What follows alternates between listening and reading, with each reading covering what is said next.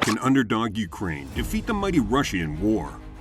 In the complex theater of global politics, the ongoing conflict between Ukraine and Russia is a drama that keeps the world on the edge of its seat. As military tensions escalate and geopolitical strategies evolve, a bold question emerges. Could Ukraine, considered the underdog, unexpectedly triumph over Russia in this heated conflict? Let's understand the conflict in Ukraine. Who started the war? There's a high-stakes chess match, but Ukraine isn't moving the pieces. It's a piece on the board itself. The moves are being made by other global players, mainly the US and Western allies, with Ukraine stuck in the middle, or so it may seem. This perspective is supported by recent US intelligence reports. They suggest that Russia isn't the only monstrous villain stirring up trouble, but is rather responding to US activities in the region. To fully understand this claim, we have to rewind a bit. Let's look at the insights of Colonel Heyward Hutson, a US Army officer who trained Ukrainian forces back in 2017. He showed us the bigger picture of the power dynamics at play. Did NATO force Russia's hand? When the Soviet Union collapsed, NATO, an alliance of countries formed for mutual protection, didn't just survive. It grew stronger, reaching all the way to Russia's borders. Ukraine jumped on board with this expansion. They joined the Partnerships for Peace, an initiative aimed at promoting cooperation between NATO and other nations. This was a significant move, shaking up the world's geopolitical landscape. Take this for example. Nearly every time Russia has been invaded in its long history, it's been through Ukraine.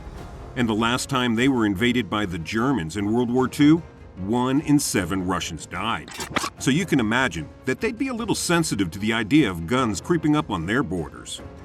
This has been a long time coming. Ukraine's president, Volodymyr Zelensky, now sees joining NATO as the path to victory. For Russia, Ukraine joining NATO is a provocation, challenging the need for a safety buffer. With all parties digging in their heels, an end to this standoff seems elusive. This is no justification for Vladimir Putin to invade Ukraine. President Putin has been compared to a thug, criminal, murderer, and much worse. But that doesn't mean there aren't two sides to the story. Bloodshed is the language of those who speak at the top. But does there have to be violence to settle this? Or could there be a different solution? Is a negotiated settlement a fancy words for surrender? Navigating this stormy sea of the Ukraine-Russia conflict reveals a maze of potential outcomes, each more dangerous than the next. As the dust begins to settle, a negotiated settlement looms, potentially leading to a ceasefire and a military stand-down from the disputed territories. This scenario beams a ray of hope through the fog of war, suggesting a way to end the violence and hostility. A ceasefire means arms laid down, lives spared, and infrastructure saved. But peace processes are never straightforward. What conditions might be tucked away in the fine print? What conditions can hold back this peace? The fate of the disputed territories is another burning question. Will the withdrawing forces forfeit these lands, or will we see the arrival of international peacekeepers to maintain the balance? And if we do need peacekeepers, who will appoint them, and who will they report to? These complex scenarios are far from insignificant. They form the cornerstone of a lasting ceasefire. Each unresolved question adds another twist to the challenging puzzle, making the path toward lasting peace a risky journey through a diplomatic maze. Peace won't be so easy. Both have hinted at a willingness to limit the conflict's fallout and engage in meaningful dialogue. However, the shadow of catastrophe draws near. A slide into nuclear warfare continues to haunt this ongoing conflict. So the question remains, what other options are there for Ukraine without a settlement?